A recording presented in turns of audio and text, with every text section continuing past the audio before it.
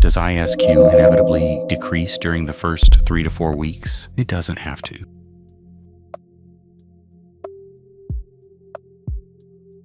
The idea that ISQ values decrease during the first 3 to 4 weeks after implant placement emerged in 1996 when Neil Meredith introduced resonance frequency analysis, enabling non-invasive and repeated measurement of implant stability. From 1997 onward, his work showed that implant stability changes over time. He also introduced the concept of primary mechanical stability and secondary biological stability. This concept was further supported in 2003 by 𝗟𝗘𝗦𝗏, who reported a pattern where ISQ values decrease during the early 3 to 4 weeks after placement and then increase again. This became widely recognized as the stability dip, or ISQ drop. In 2005, Raghavendra integrated previous findings into a unified model, illustrating the decrease in mechanical stability alongside the increase in biological stability. This schematic became the theoretical standard and remains widely used in dental education worldwide.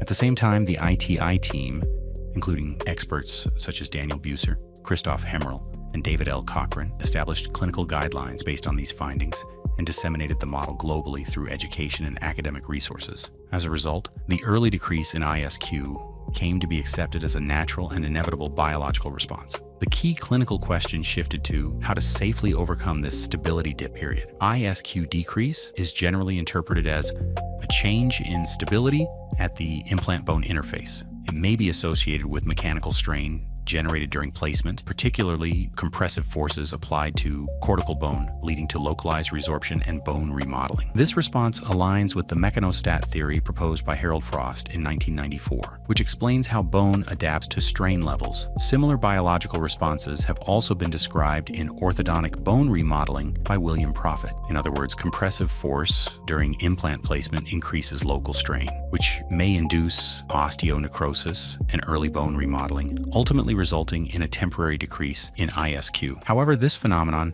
may not be purely biological. It may be influenced by implant design and surgical protocol. Most implant systems today maintain similar thread designs while increasing insertion torque through larger diameters or underdrilling. But this may reflect increased compressive force rather than true stability. Especially in soft bone, underdrilling can apply excessive compressive force to the thin cortical layer, potentially leading to compressive necrosis and early remodeling. Carl E. Misch also proposed that implant design, particularly thread geometry, should vary depending on bone density. While this approach influences initial fixation and stress distribution, it still carries the risk of increased compressive force and strain on cortical bone. Ultimately, many of these approaches are based on the assumption that ISQ decrease is natural and unavoidable. But what if initial stability could be achieved without compression? Would the outcome be different? Could ISQ decrease be not a biologic inevitability, but a design-driven phenomenon?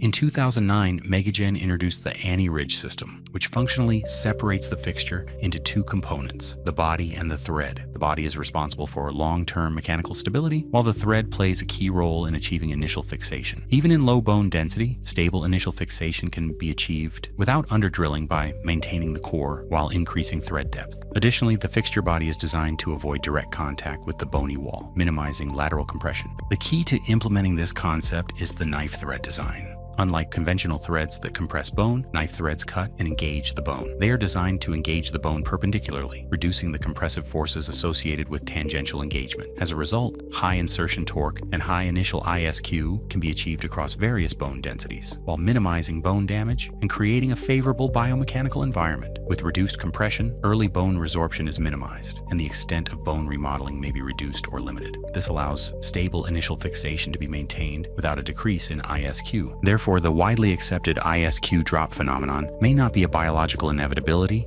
but rather a design-dependent outcome influenced by how the implant engages the bone. ISQ decrease is not something that must occur. It depends on how stability is achieved. This challenges the conventional clinical paradigm. ISQ decrease is not inevitable. It is a result of how we design and engage the bone.